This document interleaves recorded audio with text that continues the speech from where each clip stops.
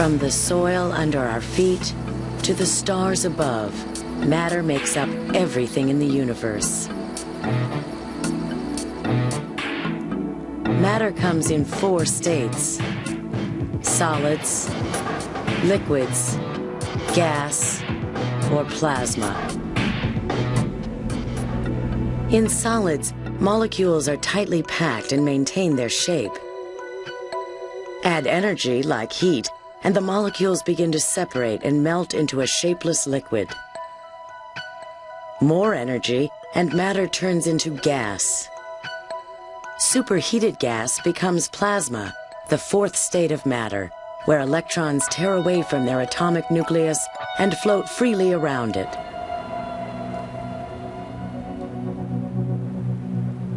Even in cold climates, solids like this snow turn to water when heat energy pushes the temperature above water's melting point. Liquids can't hold solid shapes, but they do have volume and move to fill the space available, even space as big as oceans. While it's obvious that ice melts, even rock solids melt when they're subjected to enough energy. Rocks melted by the heat and pressure deep in the earth erupt from volcanoes as liquid magma and lava.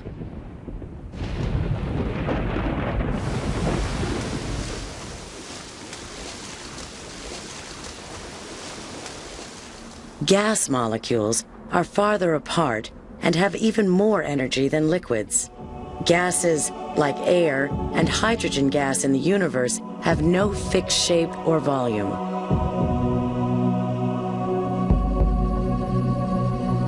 Superheated gases in the universe are plasma. Plasma makes up more than 99% of our visible universe. Its electrically charged particles are the stuff of stars.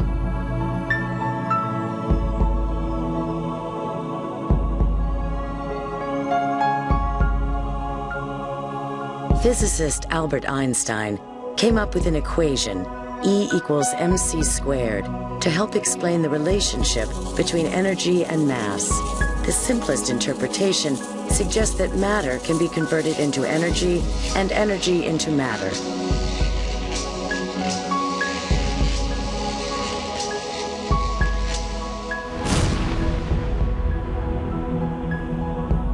The theory helps explain the curious beginning of the universe when an enormous amount of energy became matter. All right, we're on target, Phil. No matter what state matter's in, it demonstrates the property of inertia. This natural law means that matter doesn't change unless it's made to by some outside force.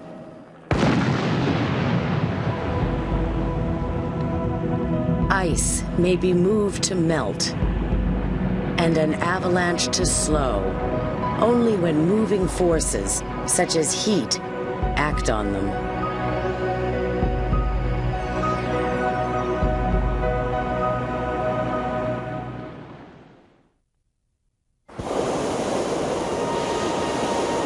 Because they have no size or shape, gases move to fill any available space. Trapped inside a fabric bag, some gases carry balloons into the atmosphere.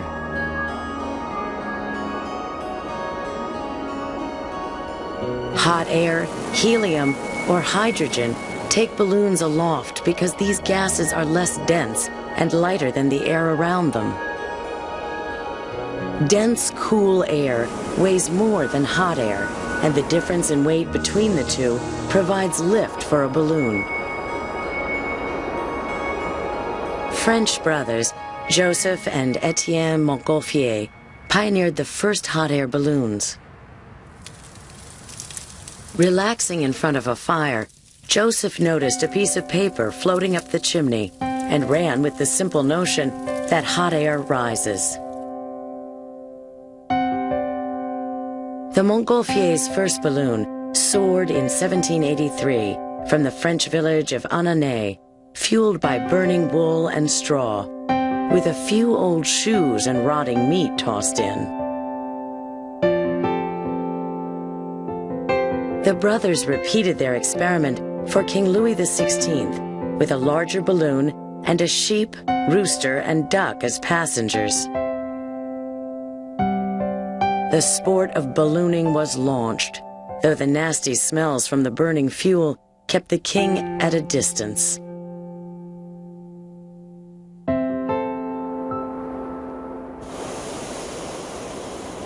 As balloons peacefully drift along, the gases powering them are in turmoil. The word gas comes from the Greek word for chaos. Inside the bag of a balloon, independent gas molecules expand to fill the volume available.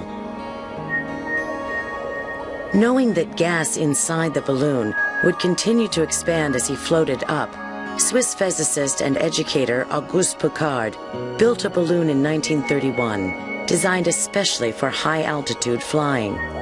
Piccard built a balloon that could lift off, only partially filled, and travel 16 miles up. He also built a pressurized, airtight cabin for himself, so that the change in air pressure wouldn't affect the air he breathed. His innovation is now commonplace on airplanes.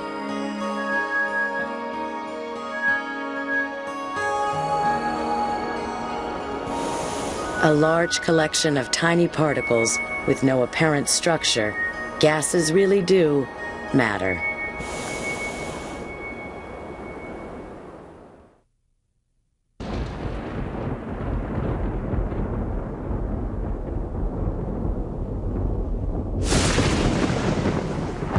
Lightning strikes are among the few displays on Earth of the peculiar fourth state of matter called plasma. Plasma was only defined in the late 1920s, but it turns out plasma makes up more than 99% of all the matter in the universe. In an ordinary gas, each atom holds an equal number of positive and negative charges. A gas becomes a plasma when heat strips the atoms of their electrons. What's left is called an ionized gas.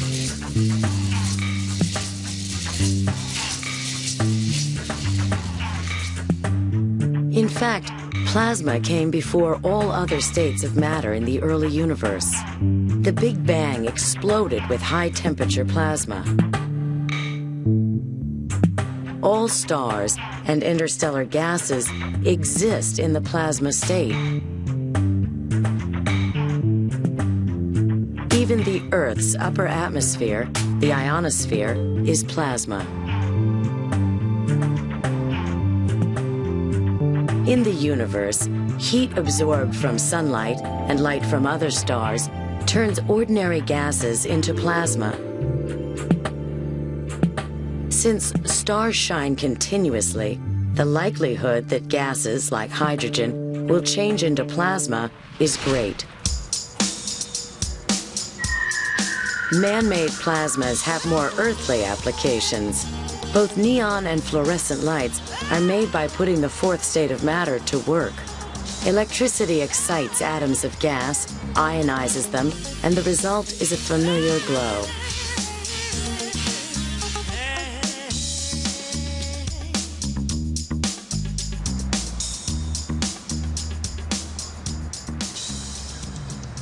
Scientists are on the verge of putting plasma to work in power plants, too.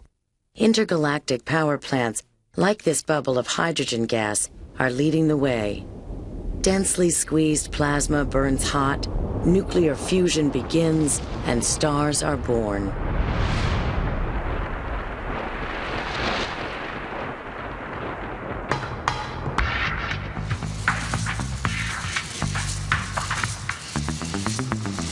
Replicated in laboratories on Earth, fusion power may soon provide us with a safe and sustainable way to produce abundant electricity.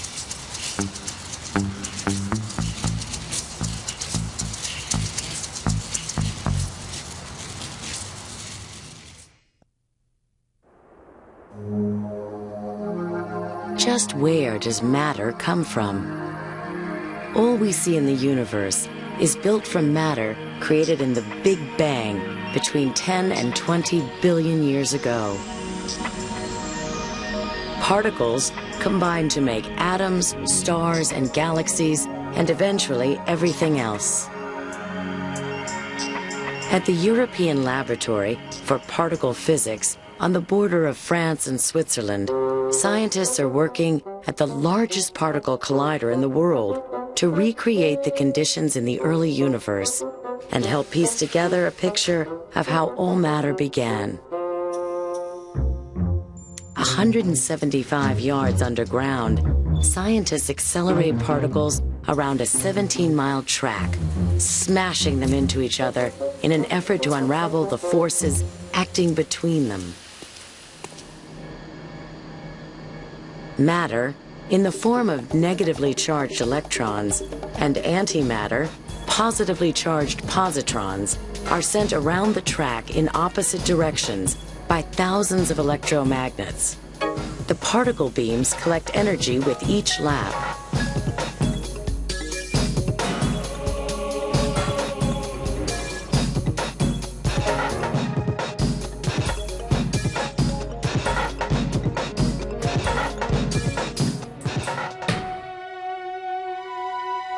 When matter and antimatter, traveling at close to the speed of light, collide, they annihilate each other and create a burst of energy.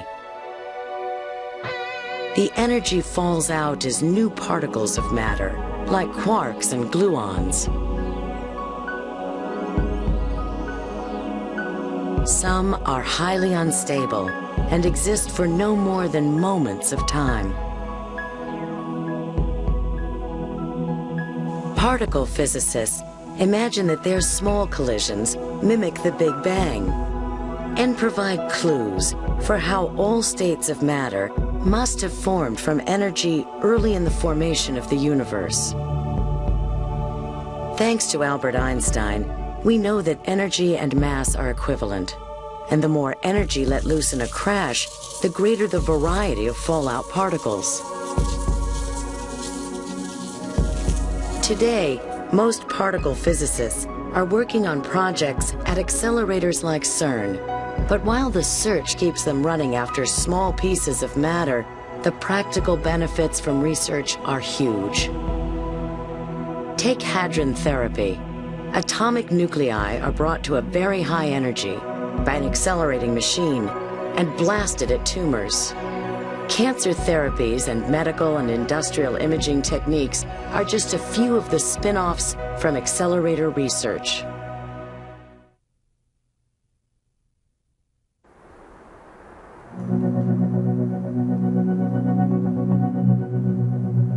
There's water in the air.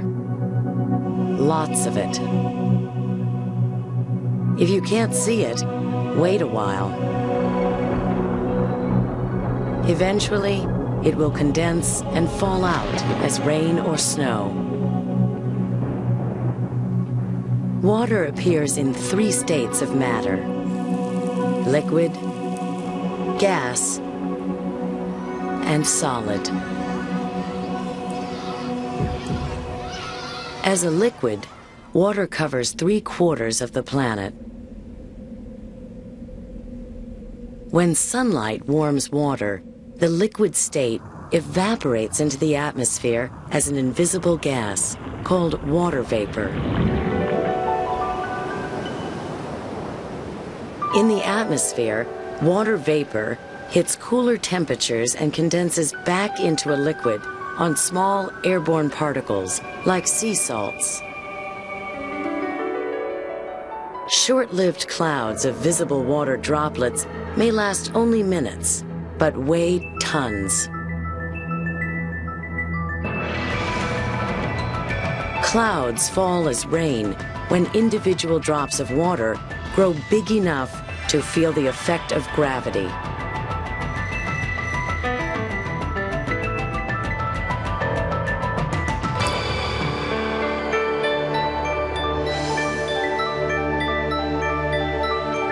Inside a cloud, water may become yet another state of matter: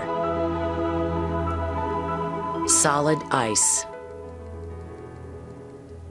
frozen molecules emerge, attract nearby droplets, and grow, becoming six-sided figures recognizable as snowflakes. As for all matter made of water, the type of ice depends on temperature. At 30 degrees Fahrenheit, ice crystals form plates. At 15 degrees, they become hollow columns. And at 5 degrees, they turn into snowflakes.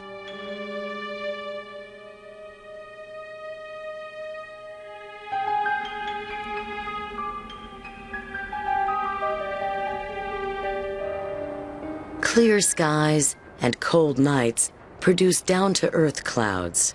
Fog appears when heat from the ground escapes into cold night air. Near the ground, the air temperature reaches the dew point, and water condenses into droplets of fog.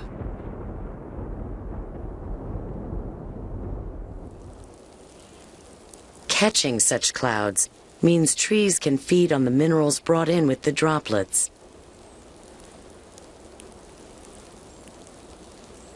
And insects can stop for a drink.